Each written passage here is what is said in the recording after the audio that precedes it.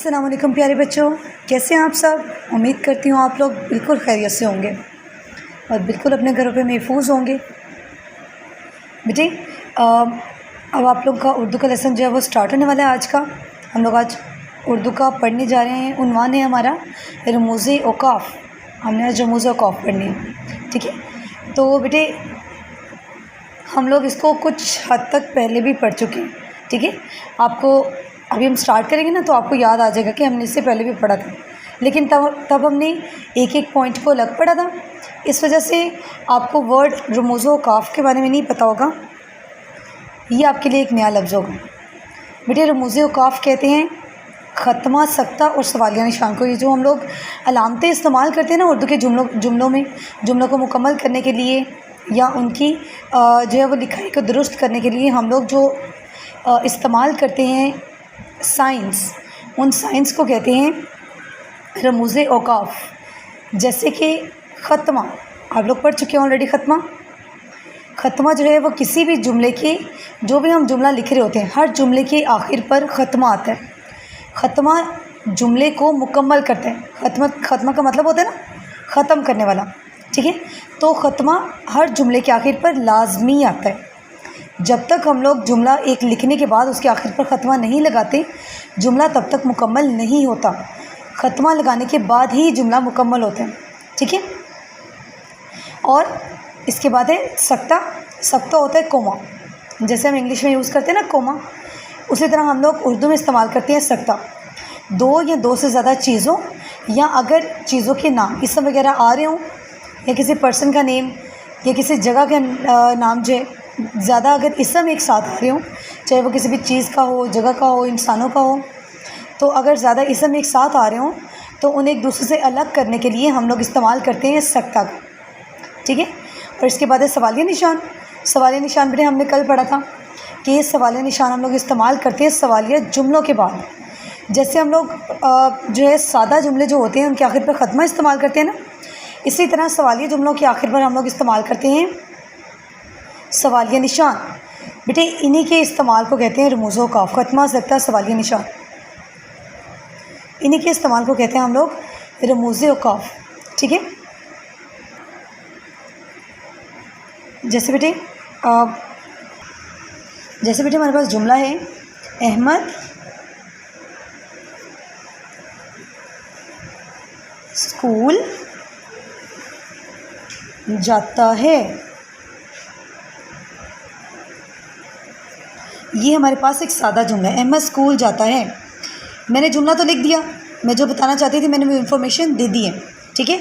अब बेटे ये जुमला मुकम्मल अभी भी नहीं हुआ। जुमला मुकम्मल तब होता है जब हम लोग जुमले के आखिर पर ख़त्मा लगाते हैं। ये छोटी सी लाइन को ख़त्मा कहते हैं। जुमला हमेशा ख़त्मे के साथ ही मुकम्मल होता है। अगर बेटे ख़त्मा ना लगाए ना तो इसका मतलब ये होता है कि हम आगे भी कुछ लिखना चाहते हैं। जुमला ख़त्मा के बगैर मुकम्मल नहीं होता, ठीक है। तो अगर कोई भी हम सादा जुमला लिखते हैं तो हम लोग हमेशा उसको ख़त्म करने के लिए उसके आखिर पर ख़त्मा लगाते हैं। ऐसे बेटे सख्ता में हम लोग, अभी मैंने आपको बताया था कि हम लोग सख्ता में जो है अगर ज़्यादा इसम आ रहे हों एक साथ तो उनको एक दूसरे से अलग करने के लिए हम लोग सख्ता का इस्तेमाल करते हैं। जैसे मुझे आम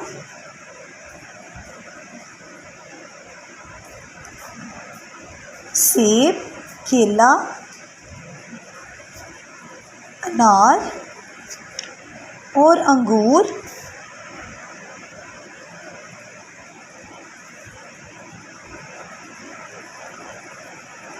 बहुत पसंद हैं।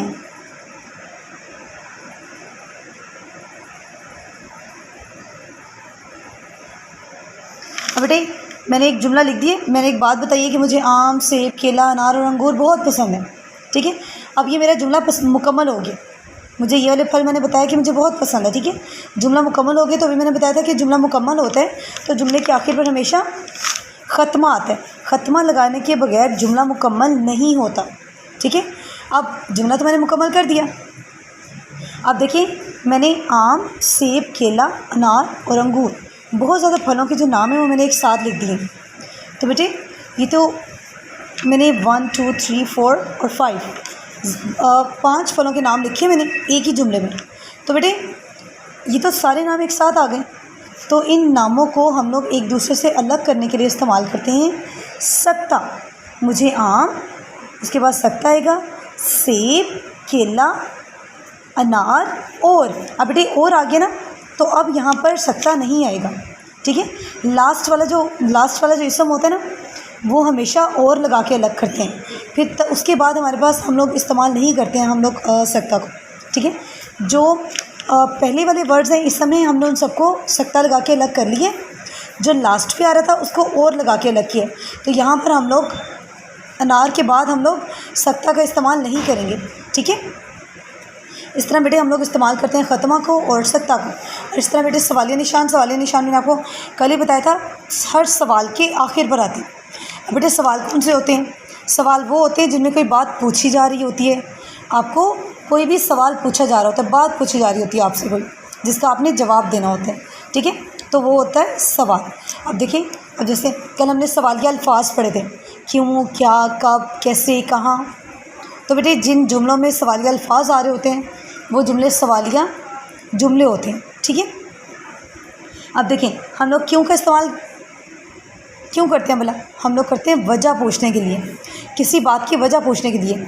तुमने ऐसा क्यों किया, तुमने झूठ क्यों बोला, वजह पूछ रहे हैं ना, क्यों बोला झूठ, तो हम लोग वजह पूछने के लिए इस्तेमाल करते हैं क्यों, लफ्ज़ क्यों। अब क्यों तो हमें पता है कि एक सवालिया लफ्ज़ है, तो फिर इसका मतलब है ये जुमला सवालिया जुमला हुआ। तुम लाहौर क्यों गए, वजह पूछी जा रही है कि तुम क्यों गए थे लाहौर, क्या करने गए थे, ठीक है। तो बेटे इसके आखिर पर हमने लगाया सवालिया निशान। और तुम्हारा दोस्त कौन है, पूछा जा रहा है।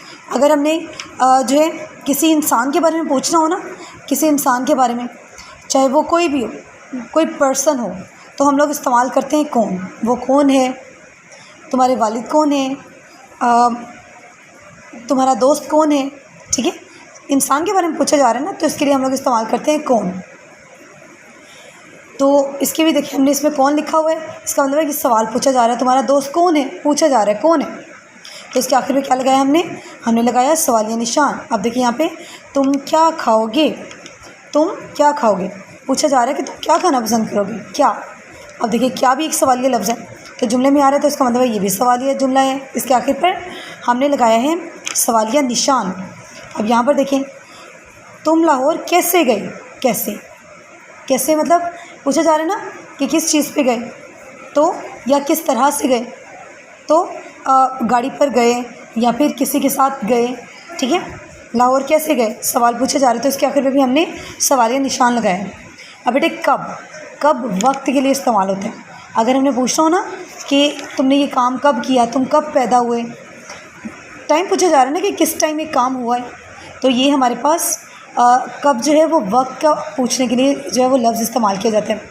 तो ये भी एक सवालिया जुमला, इसके आखिर में हमने लगाया सवालिया निशान। अब तुम कहाँ रहते हो, कहाँ इस्तेमाल किया जाता है जगह के लिए, ठीक है, कि किस जगह के बारे में आपसे अगर किसी जगह के बारे में पूछा जाए ना, तो वहाँ पर हम लगाएंगे कहाँ। तुम कहाँ पैदा हुए, तुम कहाँ पर रहते हो, ठीक है। तो ये यहाँ पर भी इस्तेमाल हो रहा है सवालिया निशान। तो बेटे ये हमने अभी बस 3 ही रमूज़ों का पढ़ने हैं, और भी होते हैं लेकिन अभी हमने बस ये 3 ही पढ़ने हैं, ख़त्मा, सत्ता और सवालिया निशान। अब बेटे आपको ये किस तरह आ सकता है वाला पेपर में, या फिर आपके क्विज़ वगैरह जो होते हैं उनमें किस तरह आ सकते हैं। आपको सादा जुमला दिया जा सकता है जहाँ पे आप लोगों ने खुद से लगाना होता है, देखना होता है कि ख़त्मा कहाँ पर आता है, सत्ता कहाँ पे आता है, सवालिया निशान कहाँ पे आता है। आपने इसकी प्रैक्टिस बहुत अच्छी तरह से करनी है, ठीक है। ख़त्मा किसी भी जुमले के आखिर पे, सत्ता चीज़ों को एक दूसरे से अलग करने के लिए, सवालिया निशान सवालों के आखिर पर, ठीक है। तो बेटे इसी के साथ आपका जो है क्लास वर्क भी होगा। ये बेटे आज का आपका क्लास वर्क, ठीक है। यहाँ पर देखिए मैंने ऊपर डेट मेंशन की है, हिंसी गिनती में डे लिखा है, घर का काम, उन्वान सबक नंबर 4 है, बानो का तोता, ज़ेल उन्वान है रमूज़ औक़ाफ़। तो बेटे ये देखिए आपने इधर मैंने जुमले लिखे हुए हैं, आपने इन जुमलों को मुकम्मल करना है। ये जुमले मुकम्मल नहीं है, मैंने बात पूरी लिख दी है जो मैंने लिखना चाहती थी, लेकिन जुमले मुकम्मल नहीं हैं। इन जुमलों को मुकम्मल आपने करना है, कैसे, रमूज़ औक़ाफ़ लगाकर, ठीक है। आपने देखना है कि कहाँ पे ख़त्मा आता है, कहाँ पे सत्ता आता है, कहाँ सवालिया निशान आता है, फिर आपने इन जुमलों को मुकम्मल करना है, ठीक है। इसी के साथ बेटे आपकी ये असेसमेंट है। हमने कल किए थे अरकान, हमने कल अरकान पढ़े थे। अरकान साजी मैंने आपको बताया था क्या होते हैं। जैसे हमने इंग्लिश में सेलेबल डिवीजन पढ़ी थी कि हम लोग साउंड के हिसाब से लफ्ज़ों को अलग करते हैं एक दूसरे से, ठीक है। तो ये बेटे हमारे पास जो है वो अरकान बनते हैं। जिस तरह हम उर्दू में इंग्लिश में सेलेबल्स बनाते हैं, उर्दू में हम लोग अरकान बनाते हैं। तो मैंने आपको बताया था जहाँ पे हमारी फर्स्ट साउंड आ रही होती है वहाँ तक लफ्ज़ को अलग कर देते हैं, फिर उसके बाद आगे वाले लफ्ज़ को अलग कर देते हैं, बीच में एक छोटी सी लाइन लगा के, ठीक है। आपने बेटे इसको तोड़ जोड़ के साथ कंफ्यूज नहीं करना, ठीक है। तोड़ जोड़ बिल्कुल अलग होते हैं। तोड़ जोड़ में क्या होता है, तोड़ जोड़ में हमने एक लफ्ज़ के अंदर जितने भी हरूफ आ रहे होते हैं उन सब हरूफ को एक दूसरे से अलग कर देना होता है, ठीक है।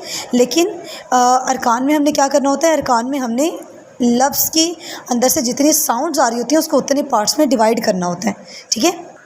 जैसे मैंने कल आपको बताया था हमारे पास है बस्ता, लफ्ज़ बस्ता। अब बेटे बस्ता को अगर हम लोग बस्ता के अरकान तोड़ें, इसके अगर हम लोग वो करें, इसकी तोड़ जोड़ करें, तो तोड़ जोड़ में हम इसके सारे हरूफ को एक दूसरे से अलग कर देंगे। जैसे बस्ता में पहले क्या आ रहा है, बे, बे के बाद क्या आ रहा है, सीन, बे सीन, बस, ते, हेता, बस्ता, ठीक है। हमने इसके सारे हरूफ को अलग कर दिया। ये तोड़ जोड़ होते हैं। लेकिन हमने तो अरकान करने हैं, हमने तो तोड़ जोड़ नहीं करने। अरकान में हम लोग क्या करते हैं, जितनी साउंड्स आ रही होती हैं उतने पार्ट्स में डिवाइड। तो हमने क्या करने, बस ता, ये हमने अरकान साजी की है। ये तोड़ जोड़ है, ये अरकान साजी है। हमने अरकान साजी करनी है, ठीक है। आपने ध्यान से करना है अपना काम। बेस्ट ऑफ लक, अल्लाह हाफिज़।